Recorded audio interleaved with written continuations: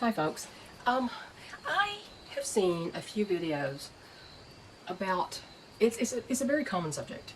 Do I help people in this, in when it all falls apart? Do I help people who've never given me the time of day?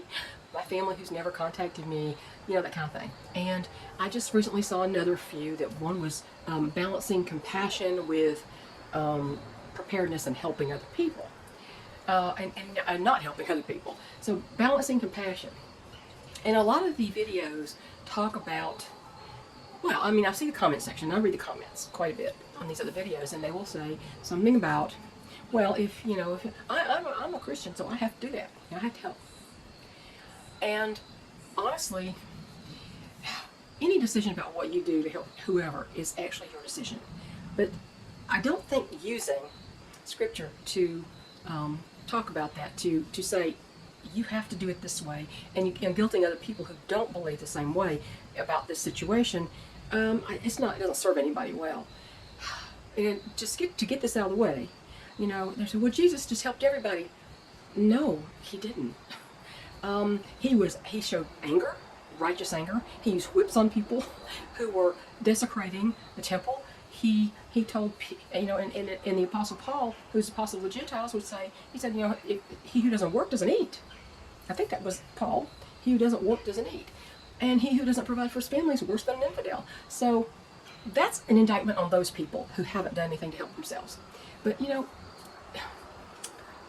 dear family and friends, my take on balancing compassion with not just going all out to help other people who haven't prepared, this is my take on it, okay? I've had this channel for a dozen years. No, the videos don't go back that far, because in the early days, I didn't have the equipment. They had a bunch of bad quality videos, and I have removed a lot of videos from time to time, and so I don't have 12 years worth of videos. I've got maybe 9, 10, I don't know. I have to go back and look at the first video. But I've had this channel for a dozen years.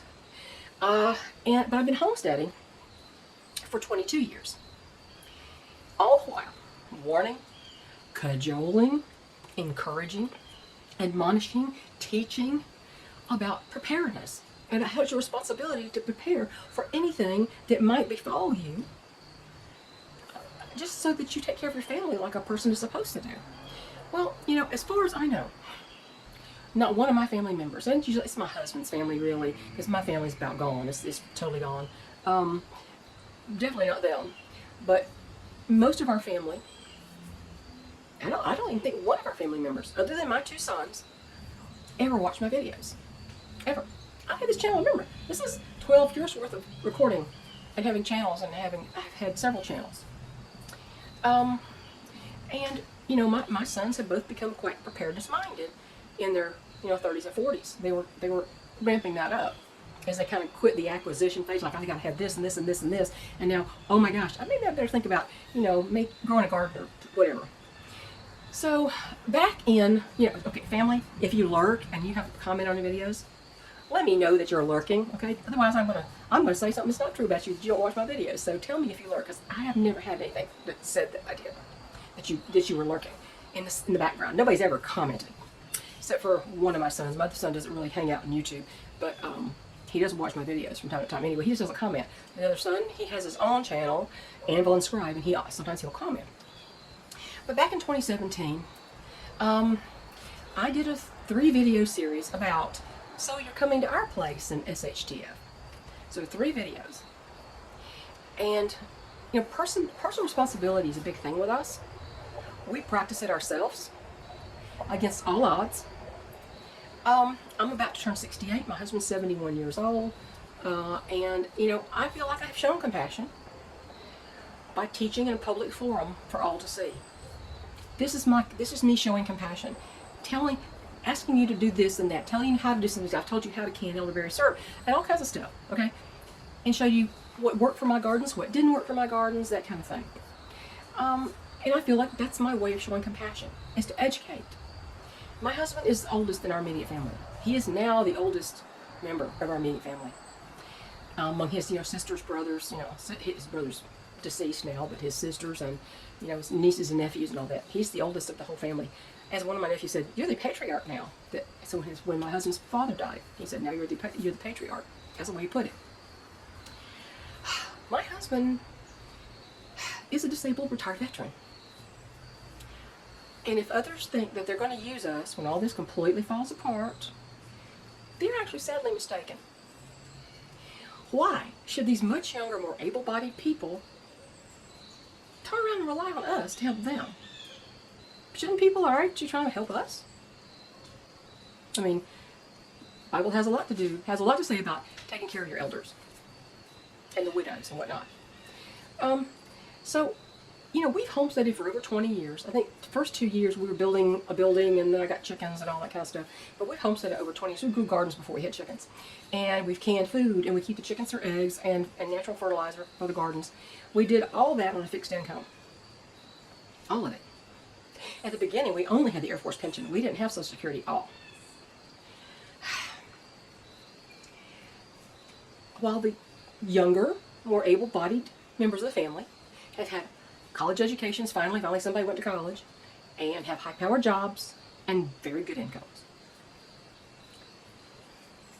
And why should we be expected to take care of them? Why would they even show up on our door? They knew what they should have done if they watched any of my videos. They'd known I had a channel. They knew what it was about. But they make these generous salaries and they live as if it's always going to be great and nothing's going to really change, and yet things are more expensive, but nothing's going to be really dire. At least from my side looking in, it seems as if people are not living as though they need to prepare for anything. It's almost like if they grow a garden, it's a cutesy garden. It's not really for canning or anything like that. So, in my humble opinion, even in the spirit of teaching, I don't believe any creator on this platform should be showing their shelves of supplies. They shouldn't be showing their stocked shelves. I know they do it. I know they do it for educational purposes. I get that.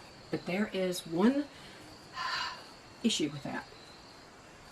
It's one thing to know someone is preparedness-minded and knows how to do these things. It's quite another to have a visual of shelves and shelves and maybe rooms stocked with food, already canned and ready to eat. And it's just a whole different thing to see it than it is to just know that they do that. And the reason I say that is because I know from personal experience, anyone can find you on the internet, okay? They can find you. You don't have to have even said what your last name is, what county you live in the state. You don't have to say anything. And if they are of a mind to do the search, they will find you. Their hints, they'll find you. They can find your exact location. So that unpleasant experience that happened to me, I think it was last year when there was an extreme troll, and I was getting nasty emails and nasty comments. Thank goodness the filter caught a lot of those, especially the one where he doxed me and showed my address for everybody to see and said, "Come on, she's vulnerable. She goes out there alone to do chores. You know, you got 5 acres to plunder." It's basically what the message was. And if you look at my video on cyber stalking, you can see every single message I got from that person, with my personal information removed, of course, to see how unpleasant it can be. So my situation with that had to escalate to local law enforcement after the harassment continued by email in the comment sections, and he'd gone into federal territory because it was repeated and repeated often and in several ways, and under different IDs, under different accounts. Same person, different accounts, different account names. As you know, people can make a lot of YouTube videos, a lot of YouTube channels if they want to, or sign up under different names. But I escalated to law enforcement in case the creep wasn't just blowing smoke, and or a lot of completely unbalanced people were listening, and even if she didn't mean it necessarily, they weren't going to do anything, they were just mouthing off, maybe somebody else would take that up and take the challenge and come here. And so I had to call local law enforcement. It is on the record now. And finally, after this person found out, they backed off a little bit. I still think they're lurking around though. I still see signs of that. Anyway, attacking the home of a military veteran would be a serious mistake. But of course, these beta males are not all that bright. Friends, family, or strangers should all show personal responsibility in taking care of their own needs. And I refer you to the story of the Little Red Hen. Little Red Hen says, who wants to help me plant the wheat? Who wants to help me harvest the wheat? Nobody. Who wants to help me grind the wheat? Who wants me to help me to make the bread? And nobody wanted to help her do anything until the bread was there, and they saw it, and they're like, "Oh, we want some of that bread." She's like, "No." That is such an illustration. It's a good, simple illustration of the users in SHTF times. Now, I have empathy for people who don't have anything. I do. And there are some people who are elderly and they really can't. You see, that's what, biblically, they should be helped by their family members. But, how often does that really happen? Today? Not that often. So I figure we're on our own. And if we're on our own, they need to be on their own. I have no responsibility to give people my stuff that I have worked for through pain and injury and perseverance. I have no responsibility to hand that off to anyone else. I don't care what their excuse is. There'll always be some excuse. I couldn't. Yeah, you could. You just didn't. So I haven't changed my mind since all those videos that I did in 2017. And I don't believe it's my Christian duty to do such a thing either. Because the admonishment is, if you don't work, you don't eat. And I can't support somebody coming here to live with me. So, yeah, you're going to have to take care of your own family. And if you haven't done it yet, look at what's happening in North Carolina. It's absolutely devastating. So, if you haven't done it yet, why not?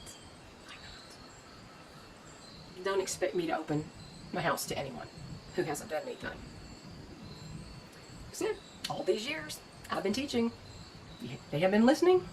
It's not just me. There's people all over YouTube teaching a lot of the same things. Sometimes in a more elaborate way than I do. Great teachers. Who maybe they have some help. I follow a lot of channels that they do this all for themselves. But they have children at home and they have what I call slave labor. They have kids at home to delegate and to teach that take up the slack. We don't. It's us. My sons cannot be up here all the time. So, and they have come and helped me do things. They've been giving me things, all kinds of stuff. So, I just want to make sure that people understand that it doesn't mean I don't have compassion for these people who may get a little hungry. I have compassion for their children, but their children are also not my responsibility. If you love your children, you best make sure that they can eat. If you can't leave your house. So, that's enough rambling. I've said enough again. But it was probably because I kept saying these things. Implying that I'm not compassionate if I don't give stuff to people when they show up. It's like, I don't have enough for you, and then the friends that you tell, and your other family members, and so on and so forth. It keeps adding up. The more people get something, the more people want something. That's usually the way it works. It's human nature. So we gotta watch out for that human nature. That's it. Have a great week. Bye.